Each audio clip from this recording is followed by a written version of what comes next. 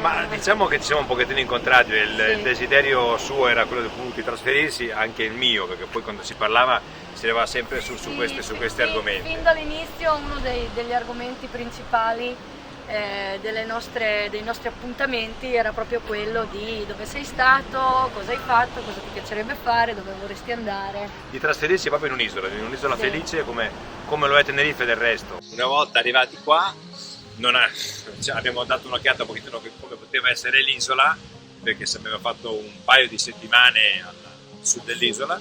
Noi abitiamo a Puerto de la Cruz, una cittadina stupenda al nord. Buongiorno a tutti, ciao, sono Gabriele, ho 46 anni e sono agente immobiliare. Io sono Vanessa, ho 42 anni e anch'io sono agente immobiliare.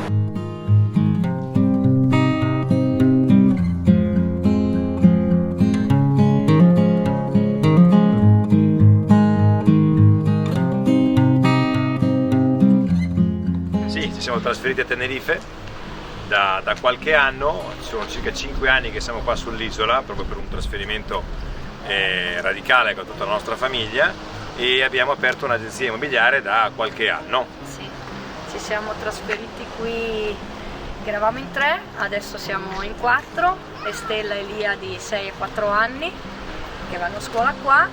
Sì, già da un po' Vanessa era intenzionata ad andare a vivere in un'isola con il mare. Lei ha già visitato, già visto le altre isole qua a Canarie. Ogni volta che ne parlava io vedevo questo entusiasmo in lei. Sì, io nel 2010 per la prima volta sono andata a Gran Canaria a trovare un amico che si era trasferito per lavorare e da lì ho cominciato ad immaginarmi di vivere in un'isola con palme, sole tutto l'anno e mare dappertutto.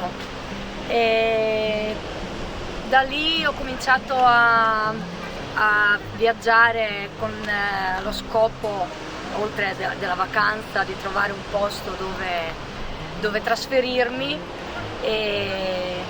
però poi comunque non ho mai avuto il coraggio di farlo da sola. Fortunatamente 8 anni fa ho conosciuto Gabriele, è stata...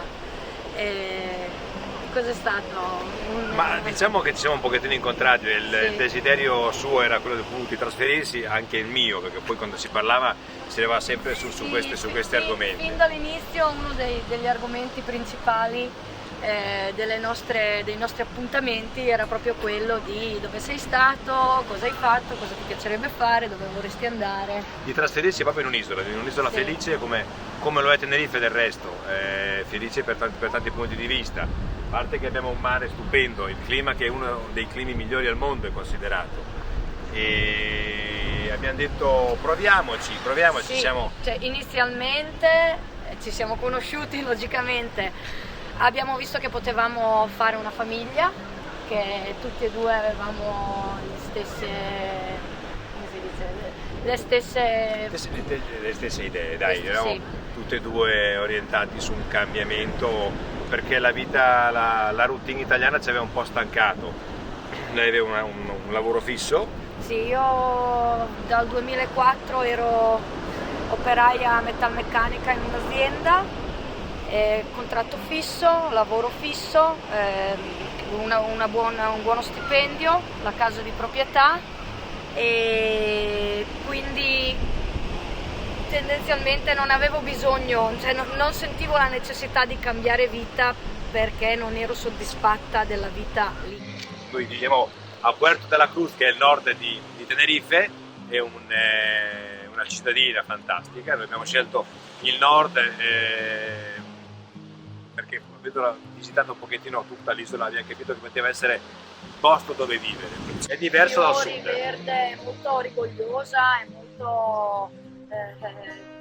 si assomiglia un pochino a un'isola tropicale, cosa che al sud forse è tropicale, c'è solo sabbia e qualche palma artificiale. Ci ha fatto molto comodo questo anno il non dover lavorare subito appena arrivati, cioè guadagnare dei soldi per mantenersi, perché abbiamo potuto sondare il terreno, abbiamo potuto vedere come si lavora qua, le diversità da essere agente immobiliare in Italia qua, le leggi e tutto, Io nel frattempo ho seguito la famiglia, i bambini, le scuole, il collegio, ho partorito e Gabriele mi sta insegnando un lavoro che fortunatamente, sono felicissima per questo, potrò fare fino alla vecchiaia senza dover fare un lavoro logorante come facevo prima nell'azienda metalmeccanica in cui lavoravo. È un lavoro che, imparando bene lo spagnolo e integrando poi eventualmente anche l'inglese, si può fare bene o male in tutto il mondo.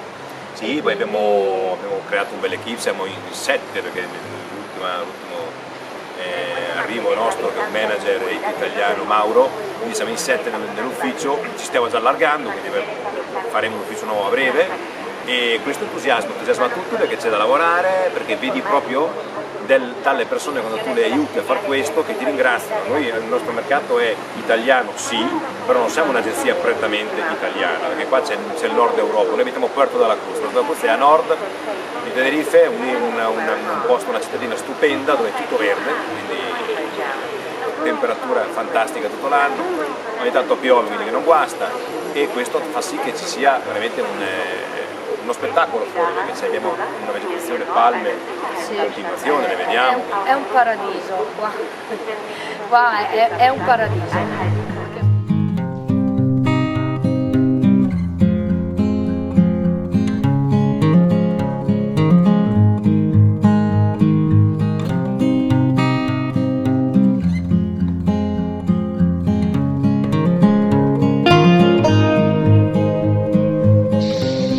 Puerto de la Cruz, perché Puerto de la Cruz? Innanzitutto è una cittadina completa di tutto e il fatto che noi ci siamo integrati talmente bene qua ci dà proprio forza di poter rimanerci sempre. È una cittadina canaria, ovviamente ci si confronta tutti i giorni con i canari, quindi buona cosa anche per imparare la lingua, perché ovviamente quando noi ci siamo trasferiti inizialmente, quando ho cominciato a lavorare io, perché inizialmente ho cominciato a lavorare io con l'agenzia immobiliare, non è stato semplice per la lingua, insomma. Quindi sì, è molto importante, imparare la lingua, lo spagnolo. Anche se è vero che i canari sono comunque molto predisposti a capirti, cioè a non farti pesare il fatto che tu non parli la loro lingua, assolutamente. Però... cioè, si fanno capire loro e cercano in tutti i modi di capirti a te, però per lavorare è indispensabile. È indispensabile, sento spesso che dicono lo spagnolo è molto simile, mi trasferisco tanto comunque non ho problemi a lavorare. Diciamo che per poter comunicare c'è bisogno di conoscere la lingua, perché la comunicazione è molto importante e quindi io direi che per un trasferimento radicale come quello che abbiamo fatto noi, che perlomeno fare un corso. Sì, no, non venire digiuni, a meno che non hai la fortuna che abbiamo avuto noi, come avere il tempo per poter capire che cosa fare e quindi hai tempo per anche fare corsi di spagnolo, cioè se non devi andare a lavorare immediatamente. Sì, se non si ha la necessità, ma bisogna comunque venire, io lo dico perché noi aiutiamo le persone a trasferirsi, quindi si fa sempre un pre-colloquio. La cosa importante è di trasferirsi sì, ma bisogna avere le spalle coperte. Spalle coperte vuol dire avere un po' di denaro, un po' di soldini da parte per poter capire se il posto dove noi ci siamo trasferiti, dove noi viviamo, potrebbe fare il caso nostro, quindi senza farsi male, nel senso senza venire qua e dire provo e poi dopo vediamo come va, perché non è semplice. E Puerto de la Cruz com'è? È un paesone grande con tutto, scuole, ogni rione ha la sua scuola, asili, centri commerciali come sì, i nostri tutto, negozi di tutti i tipi. E una marea di ristoranti dove noi siamo simili frequentatori, anche perché mi sento di dire che costa il 30% di meno vivere a Tenerife, Puerto de la Cruz soprattutto perché comunque è molto turistica ma non è pompata come la zona sud dell'isola. Qua abbiamo circa 32.000 abitanti dove d'inverno sì, il turismo arriva, quindi può arrivare anche a 70.000 abitanti riempiendosi ovviamente tutti gli hotel e gli appartamenti. Costa meno vivere, costa meno. Non abbiamo il riscaldamento, ragazzi.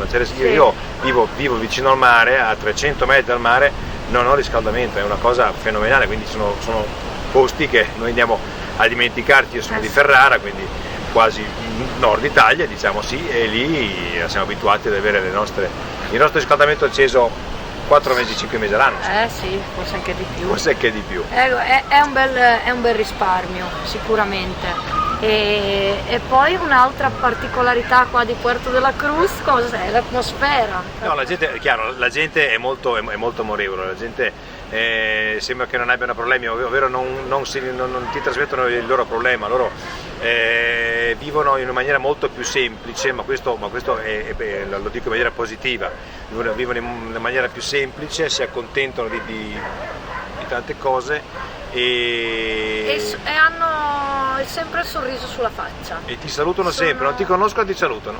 All'inizio, quando siamo arrivati qua, questa cosa ci faceva un po' ridere e un po' ci metteva in imbarazzo, perché passeggiavi per strada e se incrociavi lo sguardo di qualcuno era un hola che tal, sempre. Dici ma la conosci, ma l'abbiamo già visto, poi dopo ti rendi conto che il loro modo, sono gentili, sono amorevoli, hanno un'empatia diversa da quella che noi abbiamo. Sono sempre sorridenti e sempre positivi.